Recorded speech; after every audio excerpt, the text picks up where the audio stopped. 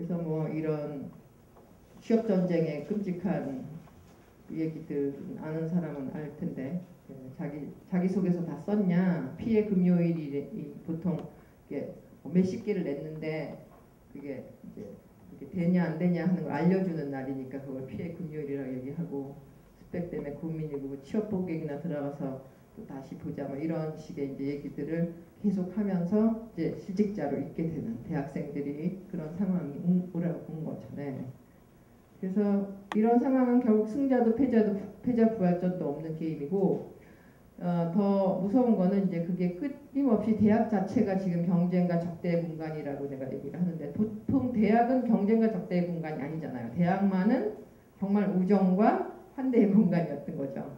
근데 이제 이런 스펙 전쟁을 하면서 분위기가 확 바뀌는 거예요. 그래서 정말 점수 경쟁을 계속 해야 되고 그 다음에 뭐 학점 때문에 계속 어떻게 시험 뭐 어떻게 나와요 뭐 이런 식의 아주 쪼잔한 질문을 계속하는 상황이 된 거예요. 그러니까 근본적인 질문을 묻는 게 아니고 출석이 몇 프로 되나요 이런 거죠. 출석 몇 프로 반영되나요 이제 이런 질문을 제가 계속 받게 되는.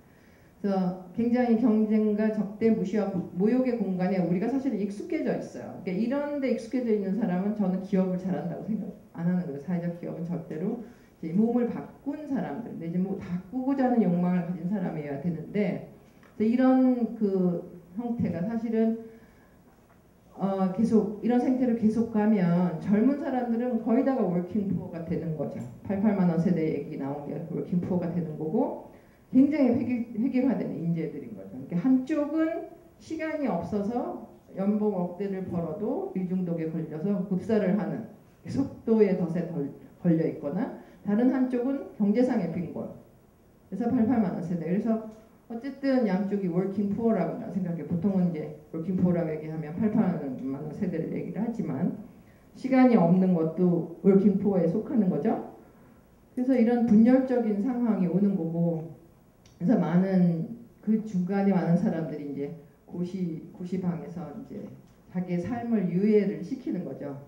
저기도 가기 싫고 여기도 가기 싫고 그러니까 부모의 재산의 정도에 따라서 이제 고시방에 가서 뭐 어떤 여학생들은 고양이도 키우고 자유롭게 일정하게 뭐 세상이 어떻게 될지는 모르지만 할 수 있는 한까지는 쉬겠다 뭐 이런 삶들을 살고 여학생 중에는 이제 취집을 가는 게 낫겠다라고 하는 현상이 나타난다는 거죠. 네. 그래서 어떻게 할 거냐? 그러면 결국 이 무한경쟁 시대를 넘어서 다시 어떤 공공 영역을 재생시켜야 되는 거잖아요. 그 방법밖에 없는 거예요, 사실은. 근데 공공 영역이 아까 얘기했던 그런 시장이 키운 아이들은 그 감각이 없어서 제가 사실 굉장히 염려를 하는. 그러니까 계속 이렇게 가면 얼마 후에는 이제 세대마다 굉장히 특성이 있는데 그나마 공공의 감각을 가진 90년대 학번까지들은 좀 뭔가를 할 수 있지 않을까. 그래서 이제 그 어떤 방법 핵심적인 건 경제는 경제 자리로 돌려내야 되는 거예요. 경제가 사회 자리를 다 압도를 해버렸는데 경제는 경제가 있을 자리에 있어야 되고 그래서 우리 이 삶이 경제라는 건 계산, 타산, 이윤해야 되고 그러니까 목적 지향적인 굉장히 도구적 합리성으로 보는 거예요. 그러니까 우리가 뭐 틈새 시장이 어디냐, 어디에 돈이 있냐 이런 걸 찾는 거잖아요. 근데 지금 그런 사회가 사실 도구적 합리성에 의해서 우리가 살고 있는 생활 세계가 식민화됐다 이렇게 표현을 해요. 우리 삶이 식민화돼 버렸다는 거죠. 시장에 의해서.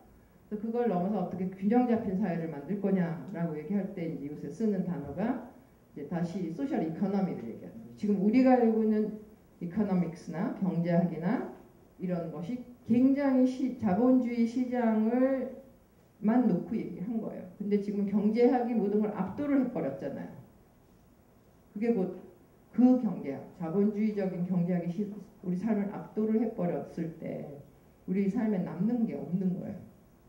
그래서 그 칼 폴라니가 거대한 변환에서 이제 이런 얘기를 많이 하고 있죠. 소셜 이코노미로 가야 되고 결국에 지금 어떤 그 호혜적 순환, 돌봄, 균형 이런 부분을 얘기하면서 최근 한 30년 내지 60년 그 자본 사실 120년이라고 할 수 있는데 이 자본주의의 거대한 변혁이 일어야 되고 그때 이제 최근에 나온 재미있는 이 보이지 않는 가슴이라는 책은 그러니까 우리가 아담 스미스의 보이지 않는 손 (invisible hand)가 자본이 어떻게 계속 사회를 새롭게 만들 거냐 시장을 가만두면 잘 살게 된다라고 얘기한 부분에 대해서 그렇게 됐던 때가 있지만 지금은 그것을 시장을 이제는 잡기 시작해야 되는 거죠.